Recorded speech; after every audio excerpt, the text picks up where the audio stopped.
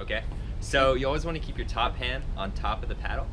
Bottom hand goes about midway down the shaft, and the way you can tell where, and I swear this is how you figure it out, is if you put it on your head, you're gonna make 2 right angles, or like double bicep pose. Yeah. Yeah. Yeah. So you want to slide the whole paddle down your head a little bit. Also Mazzoni over there. Yeah, whole paddle down your head a bit. Yeah, and then slide your other hand up a little bit. Perfect. So that's kind of the mid-range between reach and power. The farther down the paddle you hold, the more power you generate, but you can't really stand up and paddle like this. The farther up the paddle you hold, the more reach you get, but you can't really generate any sort of power. So that's kind of the mid-range, best of both worlds kind of thing. You said you've all kayaked or canoed before. You know if you paddle on one side, it kind of goes in the other direction. It's the same thing with a paddleboard, so you need to paddle on both sides. But don't cross your body. If you cross your body, we'll leave you out there. We won't let you back in. No, I'm kidding. So what you need to do is you need to switch hands. And the easiest way to do that is like I just did, replace your bottom hand and then put your free hand back on top. If you go from the top down, you risk starting to T-Rex, which is where your hand cranks up and you look kind of like T-Rex trying to go around.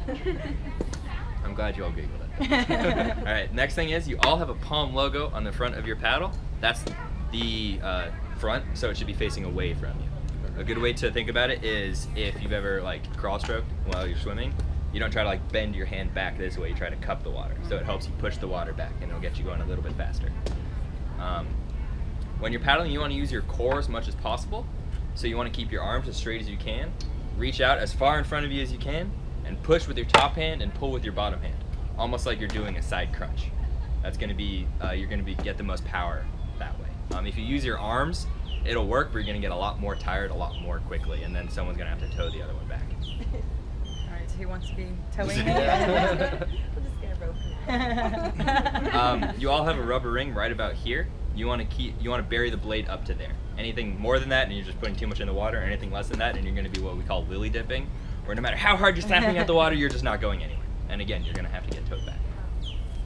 The 2 turns you can do, the first one's called a C turn. You're going to take the front of your paddle, put it flat against the nose of the board, and push out to the side, making a big C in the water. That's going to kind of change your direction, but you're still going to be going forward. The second one you can think of like an e-brake in the car. You put the paddle in the water behind you, and you drag it forward, and that'll turn you almost 90 degrees, but it'll also cut all of your forward momentum. So it's helpful if you're about to run into someone or something, or you want to come to a stop or turn around completely. Usually 2 or 3 of those and you're 180 degrees. When you're standing on the boards, all of our boards have a handle hole right in the middle. That's going to be the most stable part of the board, so you want to stand right over that with your feet about shoulder width apart, and just keep your knees loose. You don't need to power squat the entire time, but don't lock your knees out. That's the number one reason I see people fall in. Is they've locked their knees and they hit a little bit of a bump or a little bit of a wake, and they kind of Tin Man right off the back of the board. So just keep your knees nice and loose, and you'll be able to absorb kind of any bump that you hit or anything like that. Another trick is your body follows your head. So if you're looking down, you're like, oh wow, look at that, an alligator. You're gonna go like right into the water. So just kind of keep your head, keep your head up and keep your vision forward, and you'll be okay. Yeah, turtle. Turtle. Cute little fish. Yeah, fish. Cool. Any questions? No? Good. Cool.